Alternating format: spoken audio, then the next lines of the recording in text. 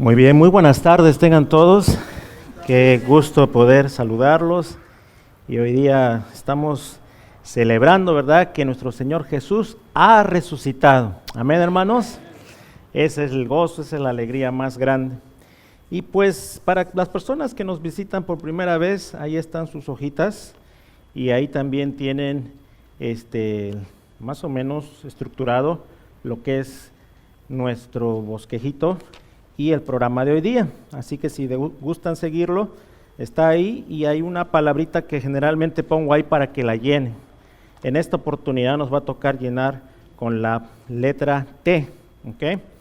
Así que si desean pueden hacerlo, si no también solamente escuchen con toda su atención, por favor.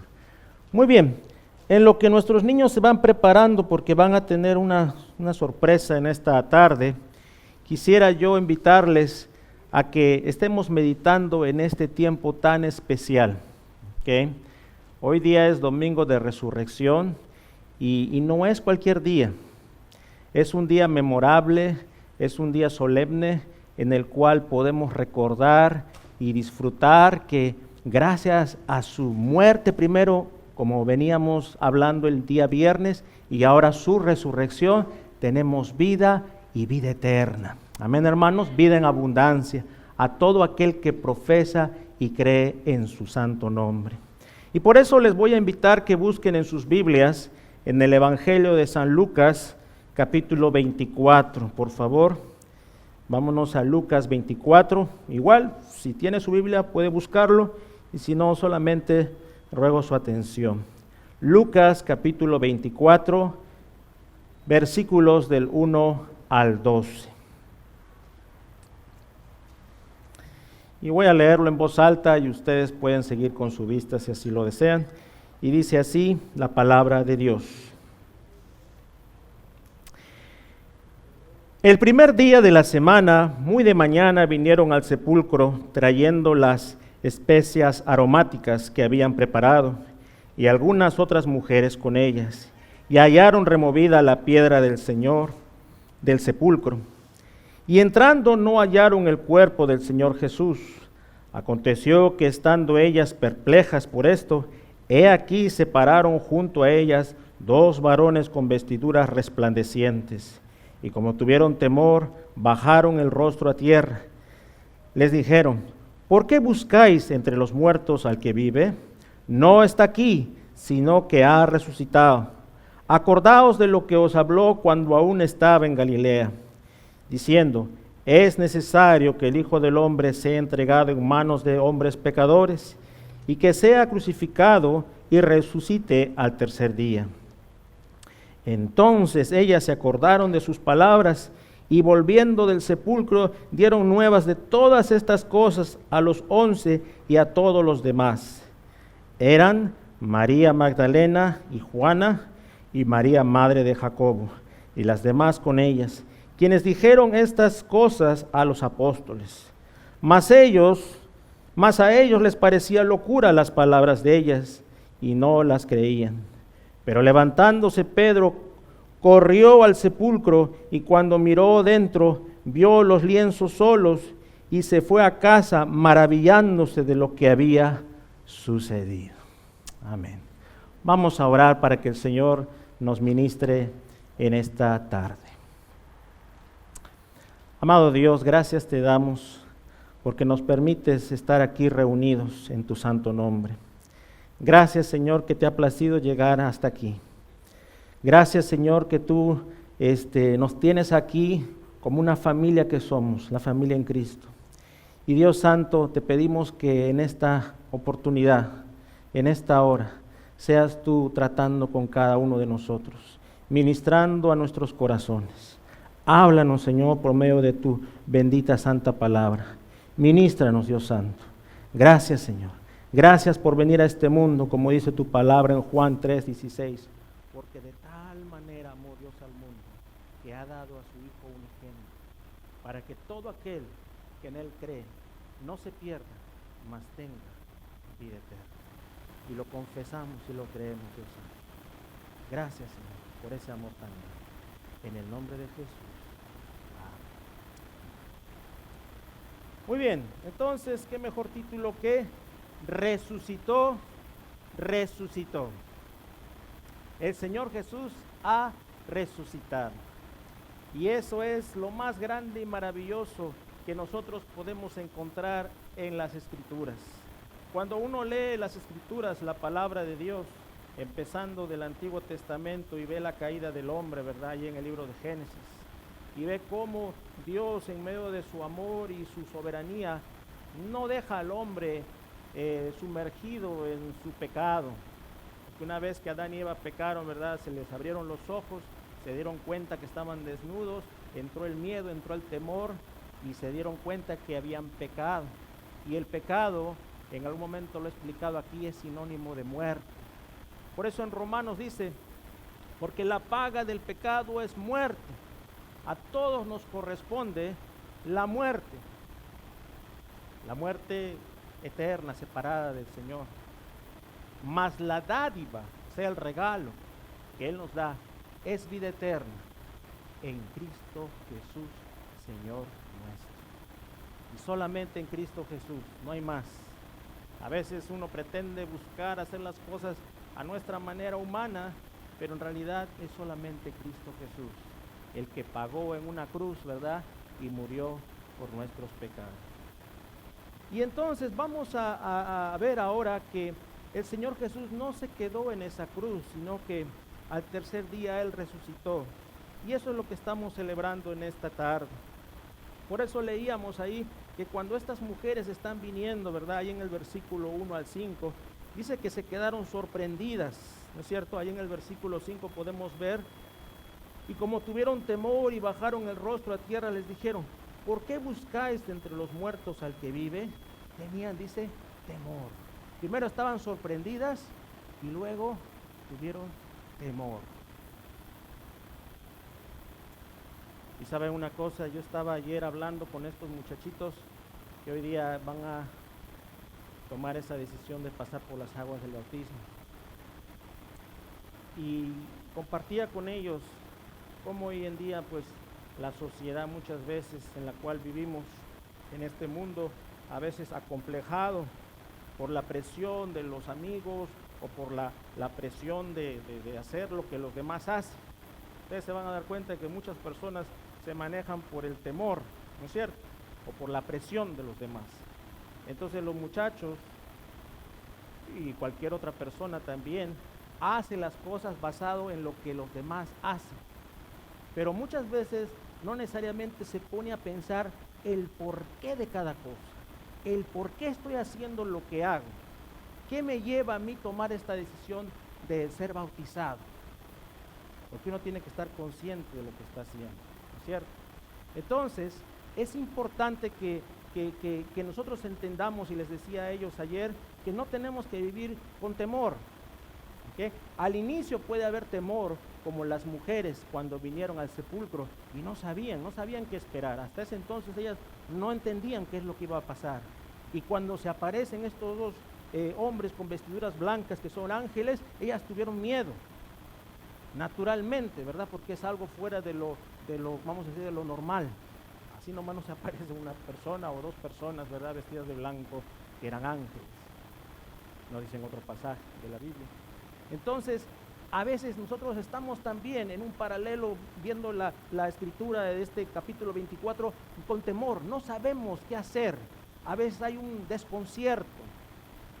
Pero yo les decía a estos muchachos, tranquilos, ustedes están tomando una decisión valerosa, porque aquí nadie les está obligando. Y le decía, ¿por qué te vas a bautizar? Y yo decía, porque he decidido seguir a Cristo. ¿Sí? Pero le digo a este muchacho, este hermano, le digo, ¿pero tu mamá te está obligando? No, pastor.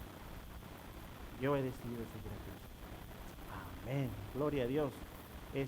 ¿Y qué pasa si después, más adelante, en la escuela o donde Dios te tenga, de repente la gente te llama, vamos a decir un sobrenombre por ahí, que hay varios, ¿verdad?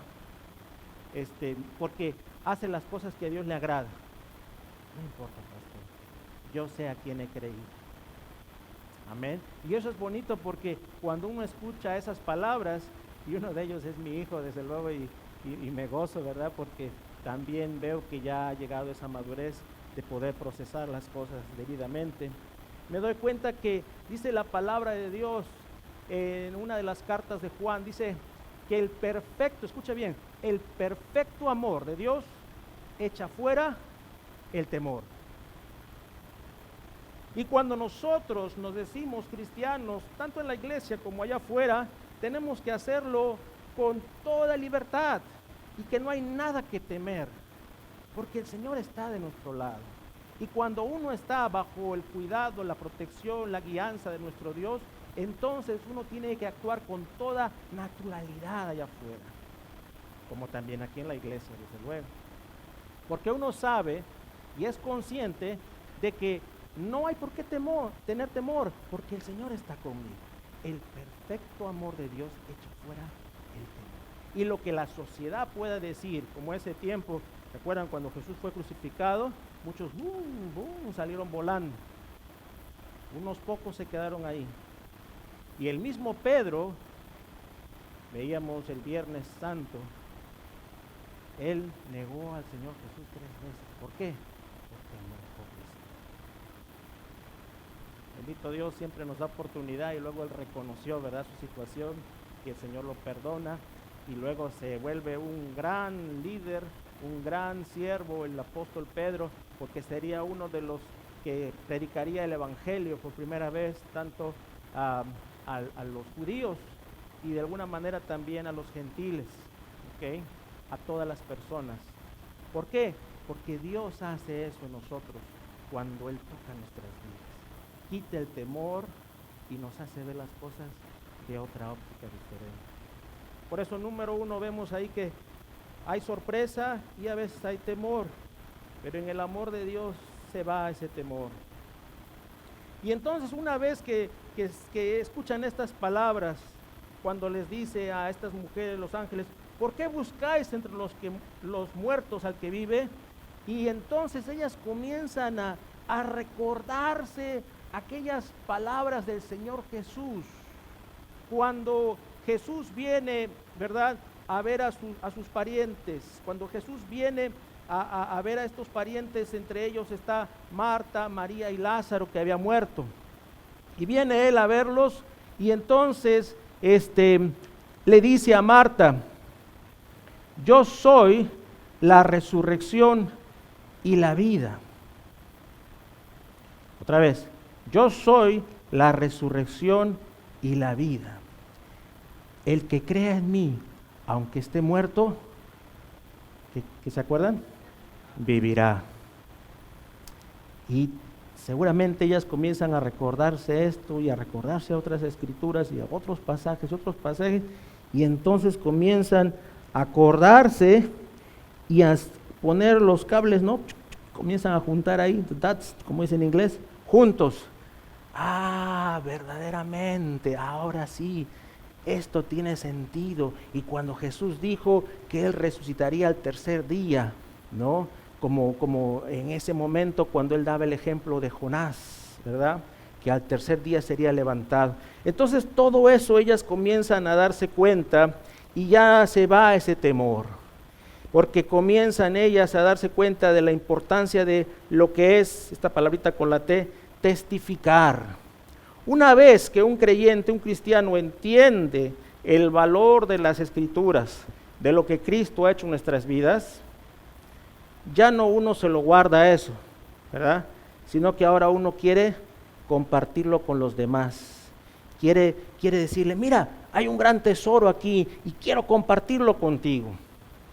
Quiero que mi familia también conozca la verdad, porque dice que la verdad os hará libres. Entonces, quiero compartir con mi familia, con mis tíos, con mis primos, con mis amigos, con mis colegas. Porque cuando uno tiene un tesoro, queridos hermanos, uno no se lo guarda, ¿verdad?, y se lo pone ahí bajo el saco o en la bolsa, sino que uno lo que quiere es que otros también sean libres. Por eso cuando las mujeres se dan cuenta de esto, mis hermanos, las mujeres no se quedaron ahí, sino que ¿qué hicieron? Salieron, ¿no es cierto?, salieron a testificar. Vamos a ver entonces en el versículo 8 rápidamente. Dice, entonces ellas se acordaron de sus palabras. Se acordaron de las palabras del Señor Jesús. Tuvo sentido finalmente para ellas. Pero luego, dice en el 9, y volviendo del sepulcro, dieron nuevas de todas estas cosas a los 11 y a todos los demás.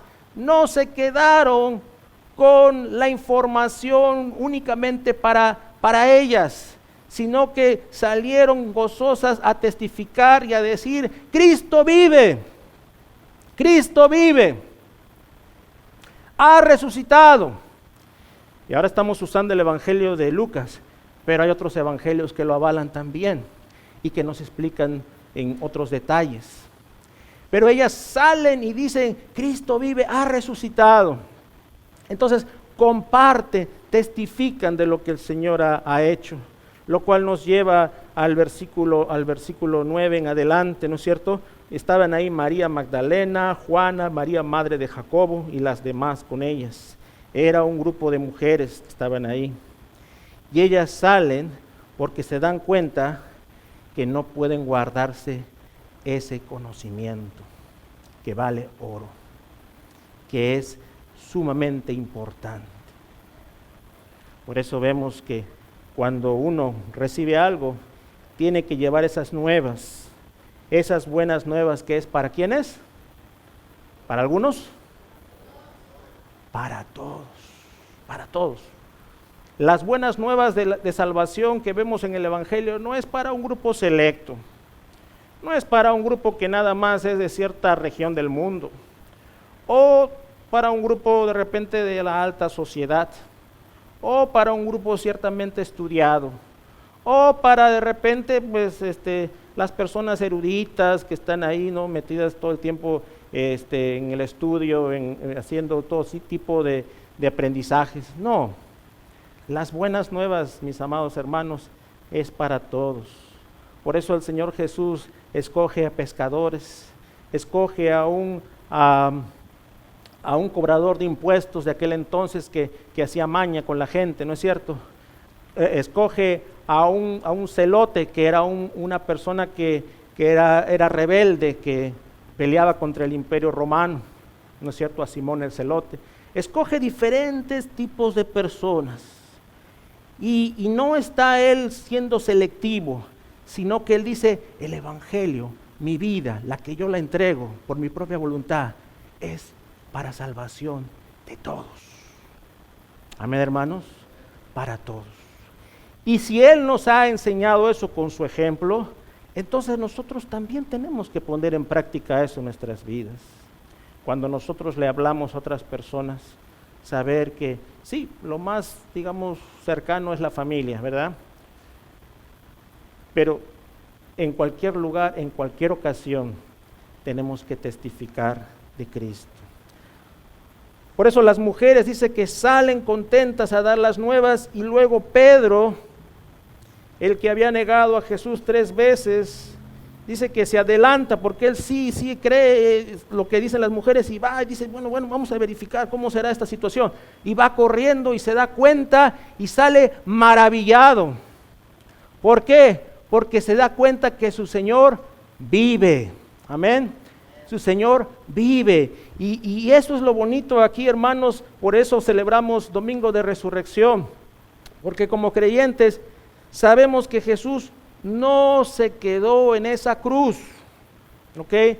Jesús sufrió esa pasión, esa muerte de la cual recordamos, pero siempre tiene que haber esperanza, siempre tiene que nosotros tenemos que entender de que todo esto tenía un propósito, y el propósito era vencer a la muerte, darle en la cabeza a la serpiente, como se profetiza ahí en Génesis, al enemigo, darnos vida y vida, como dice, en abundancia. Yo he venido para que tengáis vida y vida en abundancia. Así que, amados hermanos, cuando nosotros recibimos estas noticias y las hacemos nuestras y la vivimos por fe, como muchos aquí que han dado su testimonio en su debido tiempo, entienden que Dios te llama con un propósito. ¿Okay? El primer propósito es salvarte y sacarte de las garras del maligno. Porque antes de conocer a Cristo, uno está en ese mundo. A veces piensa que haciendo ciertas cosas, o no sé, tratando de vivir una vida buena, pero no, es todo gracias a Jesucristo y a su obra redentora, para que Él se lleve el crédito y la gloria completamente. Y entonces eso sería lo primero, reconocer eso, y en segundo lugar, ahora mi llamado es testificar y hablarles a otros. Por eso es que cuando Jesús resucita, ahí en el libro de los Hechos 1:8, ¿no es cierto? Y Él está siendo levantado, Él les dice, ¿qué les dice? Y me seréis testigos. ¿Dónde?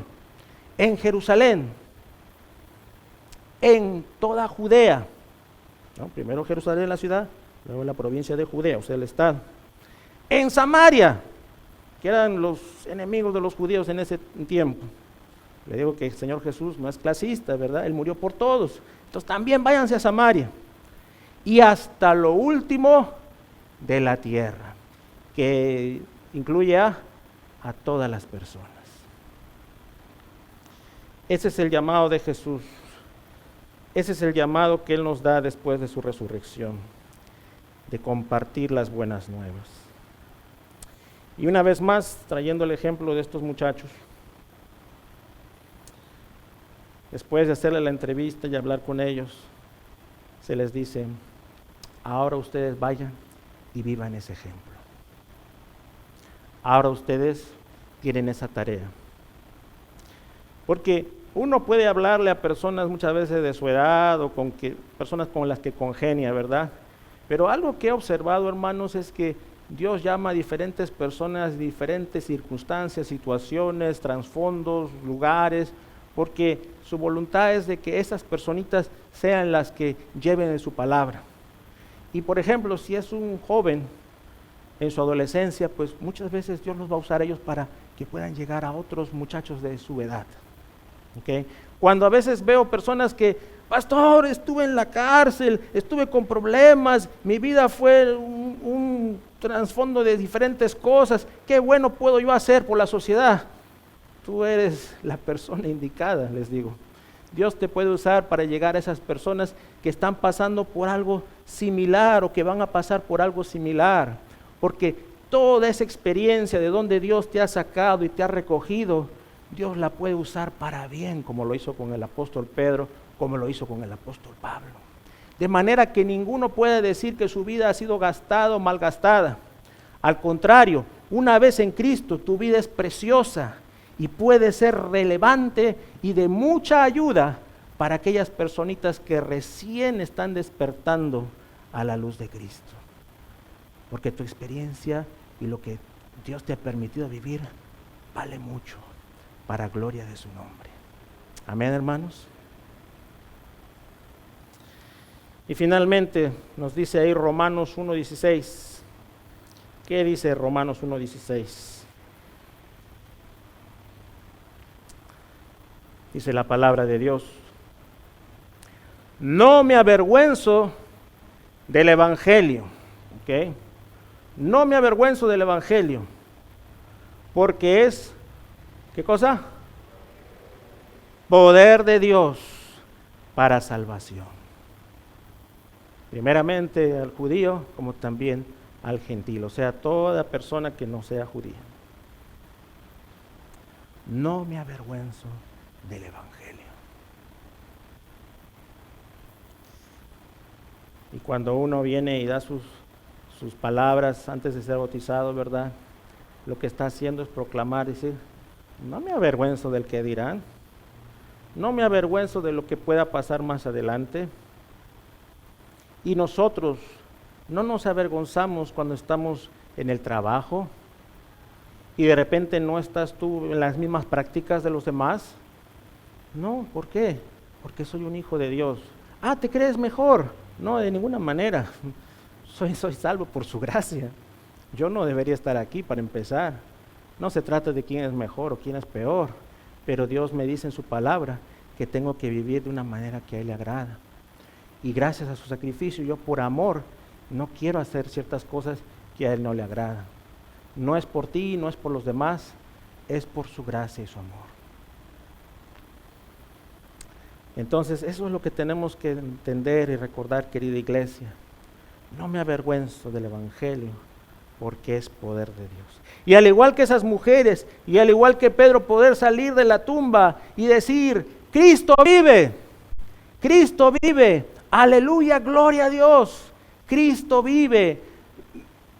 Cuando Él entra ese día, ¿no? El domingo pasado recordábamos la entrada triunfal, ¿verdad? Hosana, bendito el que viene en el nombre del Señor, Hosana. Lamentablemente mucha gente no entendía tal vez que el Señor Jesús no venía por un reino de aquí de la tierra. Y por eso muchos después se fueron yendo, porque esperaban destronar a los romanos, esperaban de repente un Mesías que iba a ser similar al rey David. Pero luego, más adelante, el Señor Jesús les diría, es que mi reino no es de este mundo, mi reino va más allá, es superior. Y entonces, cuando ya los discípulos comienzan a recordarse que al tercer día Él resucitaría, cuando las mujeres se dan cuenta, ¿verdad? Y les cae el 20, como decimos muchas veces nosotros, o de repente su mente, ¿no? Comienza a despertarse. Verdaderamente, Jesucristo es el Hijo de Dios. Verdaderamente, Él es el único. Como aquel malhechor que estaba ahí en la cruz y dijo, acuérdate de mí cuando estés allá en tu reino. ¿Y qué le dice Jesús? Hoy mismo estarás conmigo en el paraíso. ¿Qué oportunidad tuvo ese malhechor para hacer obras buenas? Dígame usted. ¿Qué oportunidad tuvo ese malhechor para bautizarse? Dígame usted. ¿Qué oportunidad tuvo ese varón para redimir toda su vida de malhechor? Porque así lo presenta la palabra de Dios. ¿Qué oportunidad tuvo? Ninguna. Es la gracia, la pura gracia de Jesús la que nos salva. Es por su amor y Él recibe a las personas. Lo único que Dios necesita es un corazón contrito y humillado. No altanería, no orgullo. Solamente decir, no puedo con mi vida. Tú eres el único que puede. Y a ti te sigo. Y a ti te sirvo. Y el centurión diría, verdaderamente este es el Hijo de Dios. Se le abrió el conocimiento, se le abrió el corazón, se dio cuenta de que habían cometido un grave error. Y eso solamente lo hace el Espíritu Santo, que toca la vida de las personas y se dan cuenta de que solamente Jesús y nadie más. Y por eso yo quiero terminar diciéndoles, Jesucristo, hermanos, es el Salvador, es el Mesías, es el Redentor. Y la pregunta que tenemos que hacernos cada uno de nosotros personalmente es, ¿crees eso? ¿Lo confiesas? ¿Lo crees? Porque no te lo reveló carne ni sangre, sino el Espíritu Santo, dice la palabra. Entonces, eso es lo que el Señor está buscando hoy día. Personas entregadas y comprometidas. Personas que dicen, he decidido seguir a Cristo, no vuelvo atrás, no vuelvo atrás. Y cuando Dios toca tu vida, no solamente va a ser tu vida, sino va a ser muchas veces tu familia. Y va a restaurar y va a renovar. Y hemos visto a muchas personas dejar el alcohol, dejar los vicios, dejar la forma de hablar a veces tan tosca o grosera que a veces uno acarrea con su tiempo de haber estado sin conocer al Señor.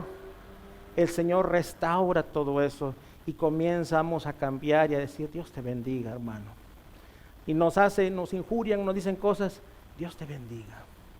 Y deseamos el bien y procuramos el bien, porque es una de las bienaventuranzas, procurar estar en paz con todos. Pero eso no es una obra humana, eso es obra del Espíritu Santo.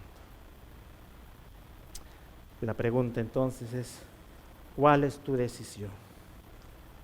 Acércate a Jesús. Vamos a orar.